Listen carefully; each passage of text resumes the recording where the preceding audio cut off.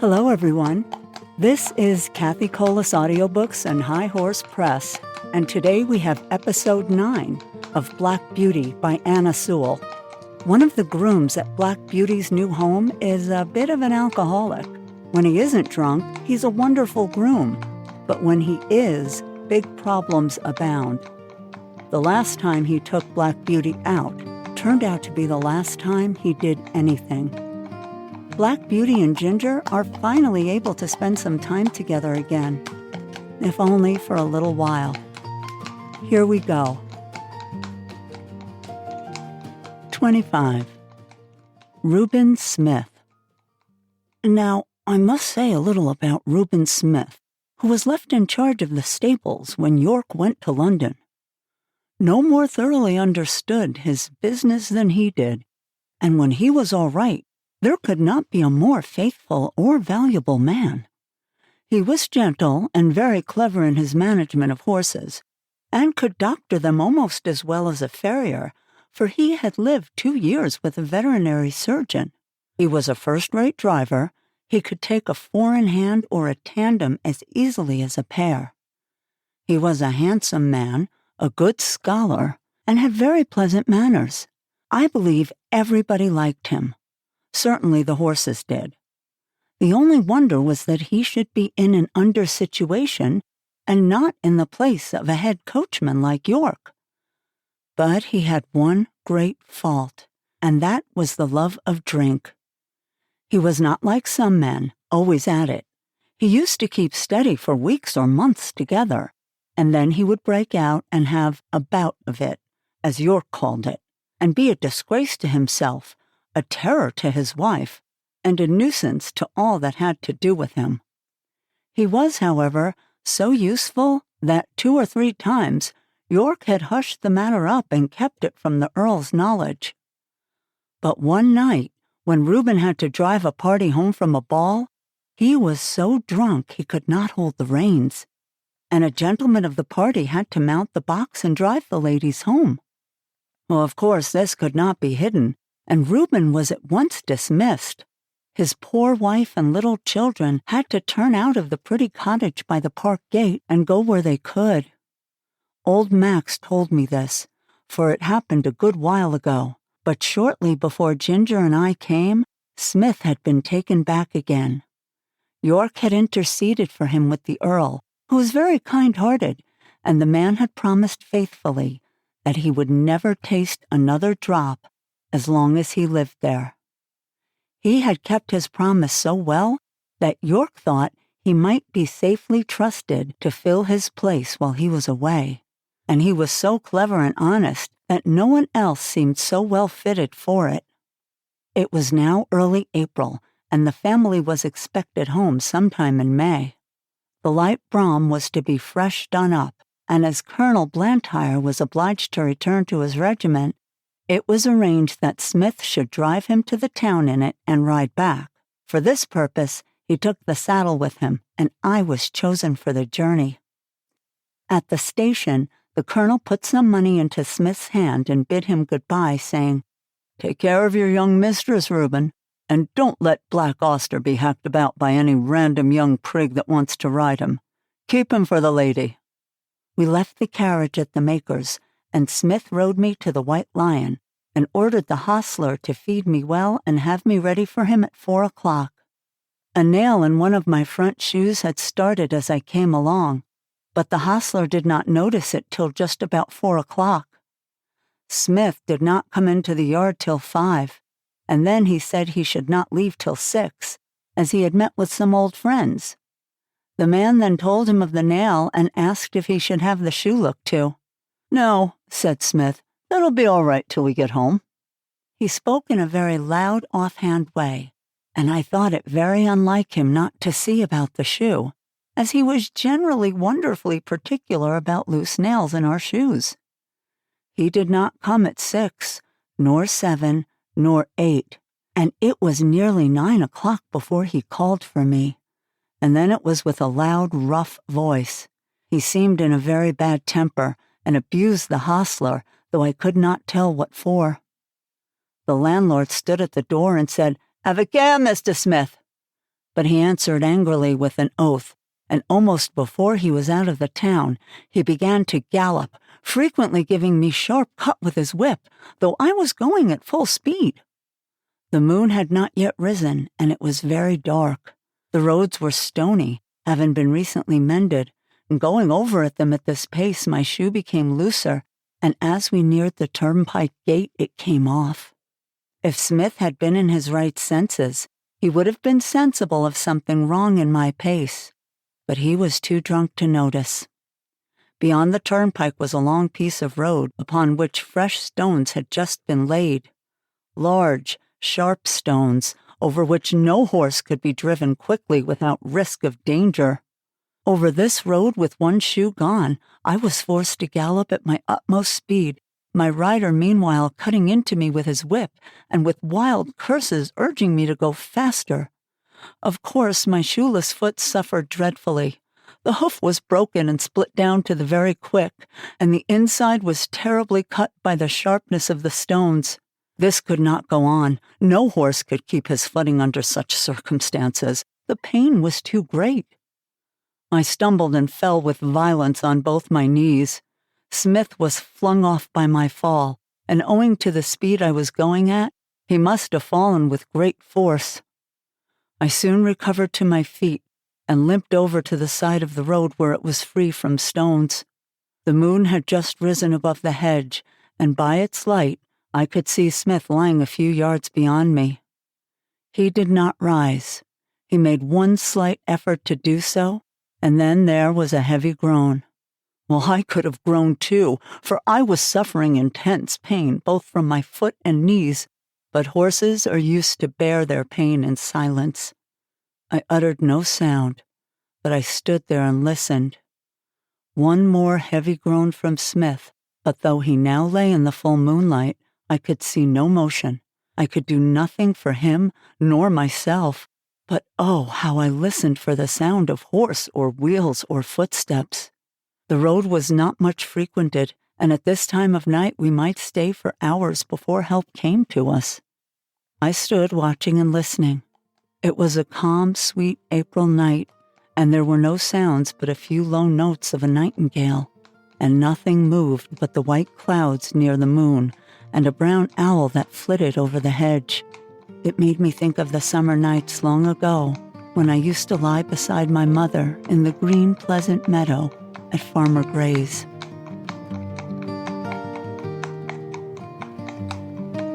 "26. How it ended. It must have been nearly midnight when I heard at a great distance the sound of a horse's feet.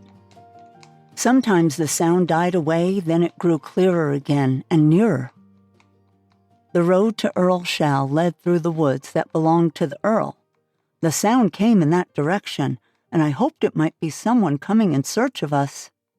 As the sound came nearer and nearer, I was almost sure I could distinguish Ginger's step. A little nearer still, and I could tell she was in the dog-cart. I neighed loudly and was overjoyed to hear an answering neigh from Ginger and men's voices. They came slowly over the stones and stopped at the dark figure that lay upon the ground. One of the men jumped out and stooped down over it. "'It's Reuben,' he said, 'and he does not stir.' The other man followed and bent over him. 'He's dead,' he said. 'Feel how cold his hands are.' They raised him up, but there was no life, and his hair was soaked with blood. They laid him down again and came and looked at me. They saw my cut knees. 'Why, the horse has been down and thrown him. Who'd have thought that black horse would have done that? Nobody thought he could fall. Reuben must have been lying here for hours. Odd, too, that the horse has not moved from this place.' Robert then attempted to lead me forward. I made a step, but almost fell again. 'Hallo, he's bad in his front foot as well as his knees. Look here, his hoof is cut all to pieces. He might as well come down, poor fellow. I tell you what, Ned, I'm afraid it hasn't been all right with Reuben. Just think of his riding a horse over these stones without a shoe. Why, if he'd been in his right senses, he would have just as soon tried to ride him over the moon. I'm afraid it's been the old thing over again. Poor Susan. She looked awfully pale when she came to my house to ask if he'd not come home. She made believe she was not a bit anxious and talked of a lot of things that might have kept him. But for all that, she begged me to go out and meet him. But what must we do? There's the horse to get home as well as the body, and that'll be no easy matter.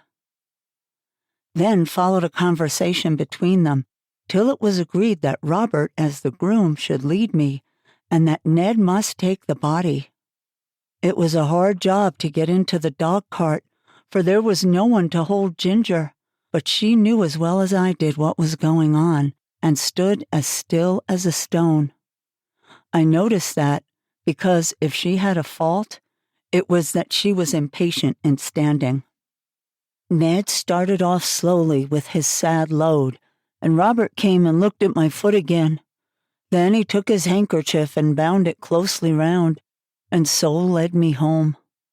I shall never forget that night walk. It was more than 3 miles. Robert led me on very slowly, and I limped and hobbled on as well as I could with great pain. I am sure he was very sorry for me, for he often patted and encouraged me, talking to me in a pleasant voice. At last I reached my own box and had some corn, and after Robert had wrapped up my knees in wet cloths, he tied up my foot in a bran poultice to draw out the heat and cleanse it before the horse doctor saw it in the morning, and I managed to get myself down on the straw and slept in spite of the pain. The next day after the farrier had examined my wounds, he said he hoped the joint was not injured, and if so, I should not be spoiled for work, but I could never lose the blemish. I believe they did the best to make a good cure, but it was a long and painful one. Proud flesh, as they called it, came up in my knees and was burned out with caustic, and when at last it was healed, they put a blistering fluid over the front of both knees to bring all the hair off. They had some reason for this, and I suppose it was all right. As Smith's death had been so sudden, and no one was there to see it, there was an inquest held. The landlord and hostler at the White Lion, with several other people, gave evidence that he was intoxicated when he started from the inn. The keeper of the toll gate said he rode at a hard gallop through the gate, and my shoe was picked up among the stones, so that the case was quite plain in them, and I was cleared of all blame. Everybody pitied Susan. She was nearly out of her mind. She kept saying over and over again, "Oh, he was so good, so good. It was all that cursed drink. Why will they sell that cursed drink? Oh, Reuben, Reuben." So she went on till after he was buried, and then, as she had no home or relations, she, with her 6 little children, was obliged once more to leave the pleasant home by the tall oak trees and go into that great, gloomy Union house.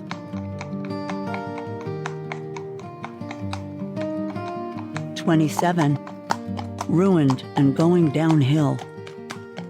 As soon as my knees were sufficiently healed, I was turned into a small meadow for a month or 2. No other creature was there, and though I enjoyed the liberty and the sweet grass, yet I had been so long used to society that I felt very lonely. Ginger and I had become fast friends, and now I missed her company extremely. I often neighed when I heard horses' feet passing in the road, but I seldom got an answer. Till one morning the gate was opened, and who should come in but dear old Ginger. The man slipped off her halter and left her there. With a joyful whinny, I trotted up to her. We were both glad to meet. But I soon found that it was not for our pleasure that she was brought to be with me. Her life story would be too long to tell, but the end of it was that she had been ruined by hard riding and was now turned off to see what rest would do. Lord George was young and would take no warning. He was a hard rider and would hunt whenever he could get the chance, quite careless of his horse. Soon after I left the stable, there was a steeplechase, and he determined to ride. Though the groom told him she was a little strained and was not fit for the race, he did not believe it, and on the day of the race urged Ginger to keep up with the foremost riders. With her high spirits, she strained herself to the utmost. She came in with the first 3 horses, but her wind was touched, beside which he was too heavy for her and her back was strained. "And so," she said, "here we are, ruined in the prime of our youth and strength. You by a drunkard, and I by a fool. It's very hard." We both felt in ourselves that we were not what we had been. However, that did not spoil the pleasure we had in each other's company. We did not gallop about as we once did, but we used to feed and lie down together and stand for hours under one of the shady lime trees with our heads close to each other. And so we passed our time till the family returned from town. One day we saw the Earl come into the meadow, and York was with him. Seeing who it was, we stood still under our lime tree and let them come up to us. They examined us carefully. The Earl seemed much annoyed. "There's the 300 pounds flung away for no earthly use," said he. "But what I care most for is that these horses of my old friend, who thought they would find a good home with me, are ruined. The mare shall have a 12 months' run, and we shall see what we'll do for her. But the black one, he must be sold. 'Tis a great pity, but I could not have knees like these in my stables." "No, Lord, of course not," said York, "but he might get a place where appearance is not much consequence, and still be well treated. I know of a man in Bath, the master of some livery stables, who often wants a good horse at a low figure. I know he looks well after his horses. The inquest cleared the horse's character, and your lordship's recommendation or mine would be sufficient warrant for him. You'd better write to him, York. I should be more particular about the place than the money he would fetch." After this they left us. "They'll soon take you away," said Ginger, "and I shall lose the only friend I have, and most likely we shall never see each other again. 'Tis a hard world." About a week after this, Robert came into the field with a halter, which he slipped over my head and led me away. There was no leave-taking of Ginger. We neighed to each other as I was led off, and she trotted anxiously along by the hedge, calling to me as long as she could hear the sound of my feet. Through the recommendation of York, I was bought by the master of the livery stables. I had to go by train, which was new to me, and required a good deal of courage for the first time. But as I found the puffing, rushing, whistling, and, more than all, the trembling of the horse-box in which I stood did me no real harm, I soon took it quietly. When I reached the end of my journey, I found myself in a tolerably comfortable stable and well attended to. These stables were not so airy and pleasant as those I had been used to. The stalls were laid on a slope instead of being level, and as my head was kept tied to the manger, I was obliged always to stand on the slope, which was very fatiguing. Men do not seem to know yet that horses can do more work if they can stand comfortably and can turn about. However, I was well fed and well cleaned, and on the whole, I think our master took as much care of us as he could. He kept a good many horses in carriages of different kinds for hire. Sometimes his own men drove them. At others, the horse and chaise were let to gentlemen or ladies who drove themselves. And there you have it. This has been Black Beauty by Anna Sewell, brought to you by High Horse Press and Cathi Audiobooks, where we bring new life to old classics. If you enjoyed this episode, make sure to follow this podcast or subscribe wherever you listen, and leave a review to help other listeners discover these timeless stories. Join me next week as Black Beauty's journey continues. As always, thank you for listening.